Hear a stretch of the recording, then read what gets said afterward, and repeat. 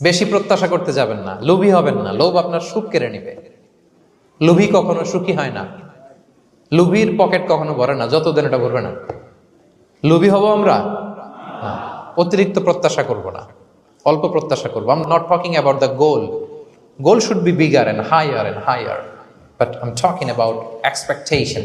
বেশি এক্সপেক্ট করা ভালো না। খুব প্রত্যাশা নিয়ে রাখছেন, কিছু পান নাই, দেখবেন যে কষ্ট লাগবে, ঠিক কিনা? আর কোনো এক্সপেকটেশন নাই, এরপরে যেটা পাবেন ওইটাই লাভ। যেটা পাবেন ওইটাতেই ভাল লাগে, সুখ লাগে। এই জন্য এক্সপেকটেশন যেন বড় না হয়। বেশি খাই যেন না করি।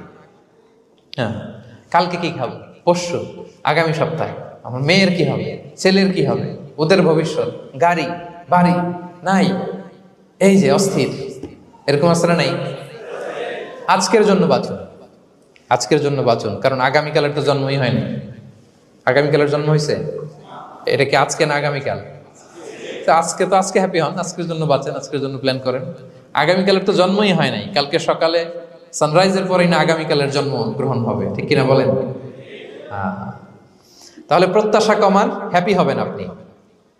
ইমাম গাজালি রাহিমাহুল্লাহ একটা চমৎকার কথা বলতেন। উনি বলতেন, তোমার রিজিকে যা আছে এটা 2 পাহাড়ের মাঝখানে থাকলেও এটা তুমি পাবা। আর যেটা তোমার রিজিকে নাই, ওইটা অনেক দূর থেকে আনার পরেও হাত দিয়ে নিয়ে 2 ঠোঁটের মাঝখানে রাখলেও ওইটা পড়ে যাবে। কথা বুঝতে পেরেছেন?